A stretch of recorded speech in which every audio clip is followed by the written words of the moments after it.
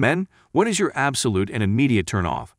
I was talking to this girl a while back, and when I had mentioned my interests, she would tell me they were boring. That immediately turned me off. I cannot stand constant complainers, regardless of sex or relationship to me. Even if the complaint has nothing to do with me, I find it very draining. It's the underlying attitude that implies their own infallibility that I can't stand.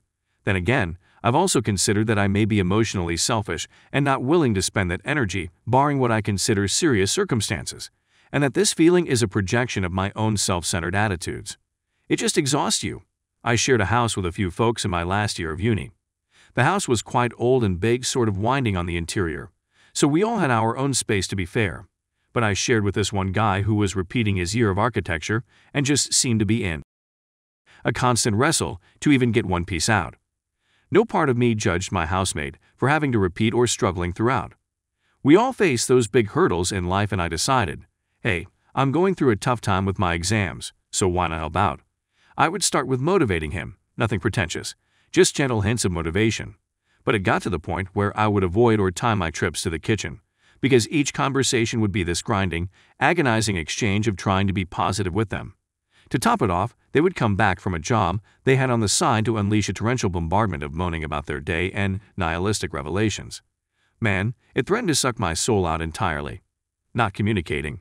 I know something's wrong, I can see you're acting different, I'm asking you what's up, and you tell me it's fine. I ask a few days later, and it's still fine. By the end of the month you want to break up because I have all these problems and they aren't getting better. Yeah, obviously, I didn't know they were problems because you didn't tell me. Even worse are those people that don't say a word when they're upset and just expect everybody to know what to say or do. Like, use your words and communicate to me why you are upset. I'm not a mind reader and I don't have the time or patience to guess why you're upset. I was never taught how to communicate my feelings. Usually when I get annoyed with things my husband does, I feel like it's too petty and I'm then mad at myself for being annoyed. I internalize it a lot. I usually can't talk about my feelings until I've had time to process. So, when I'm upset I can't just say so. I have to be introspective first, then I can bring it up. My husband is a saint for loving me even though I act like this. He's the reason I've been able to learn to communicate better. I try to teach my nieces and nephews how to have hard conversations and communicate with others when something is wrong. I don't want them to grow up without learning basic communication. I think communication, in particular in relationships, marriage, friendship, etc., is taught, especially when you've been trained as a child to shut up and listen to the adults. It sucks though. I'm working on it.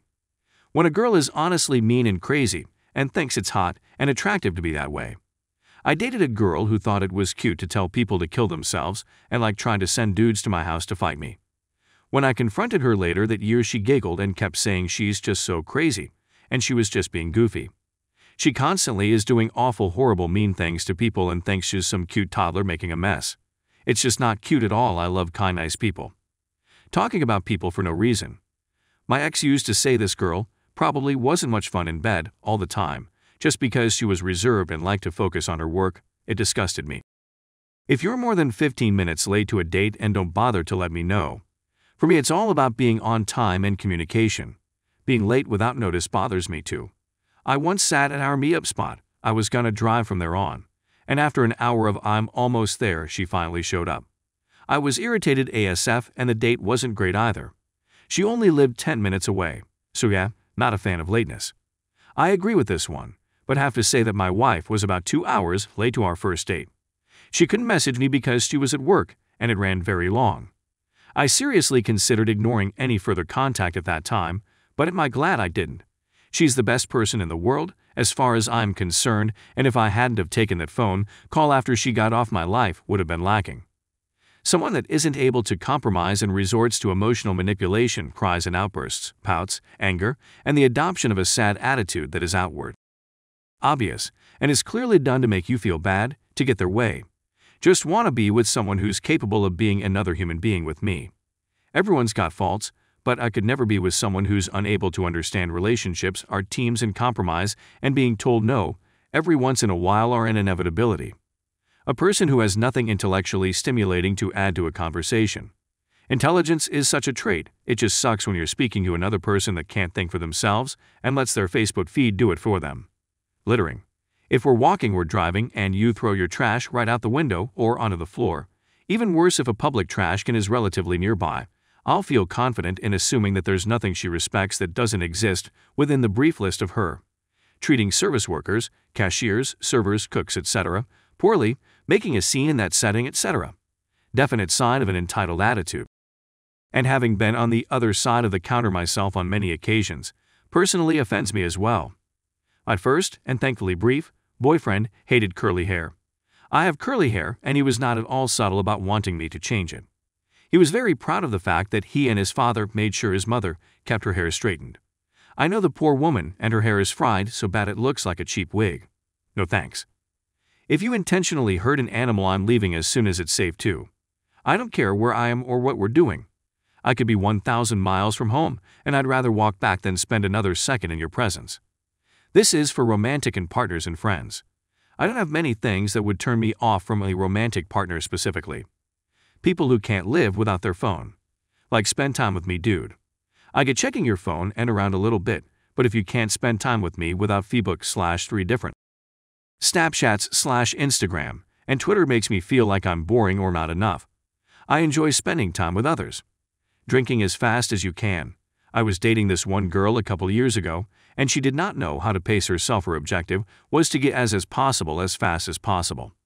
For example, I had a whole thing planned out for her birthday one year, and I go to her house because that's where everything was going to happen. It was 8 p.m. at night, and this chick was already stumbling over drunk.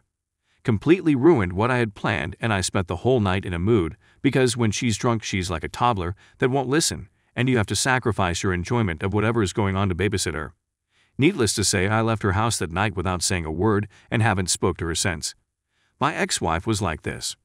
We could go out drinking together and have a great time. She goes by herself or is with friends that influence her to drinks, and her mental capacity dropped to that of a 5-year-old. Then I'd have to go rescue her from whatever situation she would get herself into, nearly arrested, sprained ankle, drinking and driving, etc.